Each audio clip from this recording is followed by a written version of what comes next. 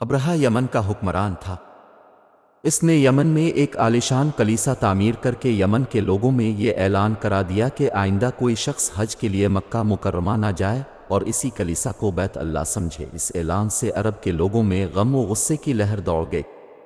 پھر ان میں سے کسی شخص نے رات کے وقت اس کلیسا میں جا کر گندگی پھیلا دی۔ ابرہہ کو جب یہ معلوم ہوا تو اس نے ایک بڑا لشکر تیار کر کے مکہ مکرمہ کا رخ کیا۔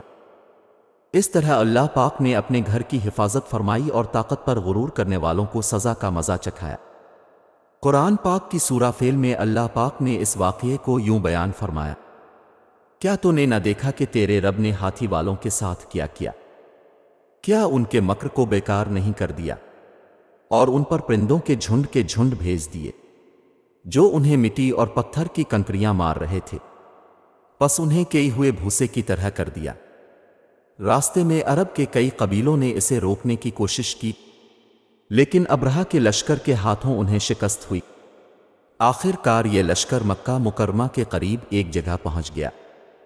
اگلی صبح جب اس نے بیت اللہ کی طرف بڑھنا چاہا تو اس کے ہاتھی نے آگے بڑھنے سے انکار کر دیا۔ اسی وقت اس کی طرف سے عجیب و غریب قسم کے پرندوں کا ایک غول آیا اور لشکر پر چھا گیا۔ ہر پرندے کی چونچ میں 3 کنکر تھے جو انہوں نے لشکر کے لوگوں پر برسانے شروع کر دیے۔ ان کنکروں نے لشکر کے لوگوں کے جسموں کو چیر کر رکھ دیا۔ یہ عذاب دیکھ کر سارے ہاتھی بھاگ کھڑے ہوئے۔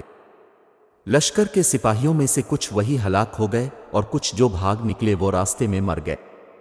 ابرہہ کے جسم میں ایسا زہر سرایت کر گیا کہ اس کا ایک جوڑ گل سڑ کر گرنے لگا۔ اسی حالت میں اسے یمن لایا گیا۔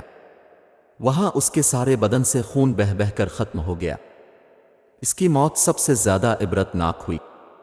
اس کے 2 ہاتھی بان مکہ مکرمہ میں رہ گئے تھے جو اپاہج اور اندھے ہو گئے۔